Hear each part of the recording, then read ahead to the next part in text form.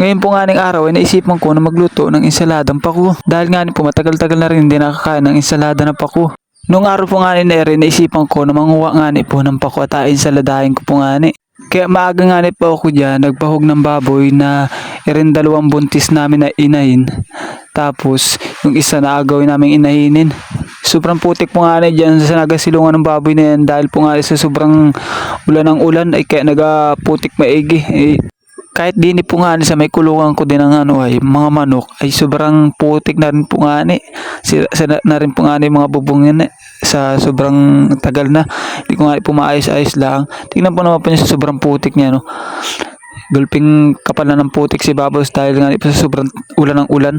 Pagkatapos ko nga dyan magbahog ay inayos ko po nga ring hinakot ng kapatid ko na buo na niyog dito sa lagayan namin at sobrang putik po nga sa baba. Inasalansan ko po nga ng maayos yung mga niyog dyan para pag may dumating pa na magabinta ng niyog is may malalagyan pa ng maayos ng mga abinta nila.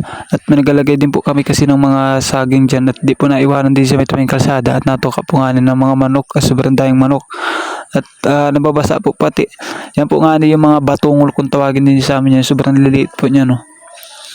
Yan po may mga tubo na piniliit pa. Tapos ito po nga din ako luto. Tapos siya pamangkin ko pa nagtatakbo taga-ulan po nga ulan ng ulan din Sabang maulan po nga yung panahon niya yun. Tapos hindi po natin alam kung kailan maaraw, umainit. Papalit-palit po nga ng panahon. Tapos nakita ko din yung pamangkin ko. Napakakit niya no. Si Bibi. Tapos dito po nga nung kanapunan, yan po nga kinuha kong mga pako. Hindi po nga maano na yung video at nabura po nga yung pamangkin ko. Agawin ko po nga sana yung ensalada kaso nga lang po ay wala po nga ng itlog na maalat, walang kamatis tapos wala pang kalamansi. Kaya ang ginawa ko na lang po dyan ay ginataan ko na lang po itong pako, ay marami-rami naman. Sayang din kung bukas ko pa baka malanta lamang. Kaya pagkatapos ko po dyan na magaya at ito, hiwalay-hiwalay tayo dyan. Lagay na po ako ng gata dyan tapos ng bawang.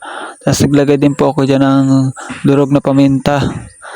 Tapos naglagay din po ako dyan ng garlic powder. Tapos yan pinakuluan ko lang po ito. Tapos alagay na po natin ering pako na hinimay natin kanina para naman maluto na at maulam na yan. Wala pang halo yan. Maganda sana kung may may suso kaso lang nga wala. Shoutout po pala nga kay Ma'am Becca. Nagpapa-shoutout po. Kung gusto niyo po magpa-shoutout, mag-comment lang po kayo sa comment section para ma-shoutout ko po kayo sa susunod na mga video. Salamat po.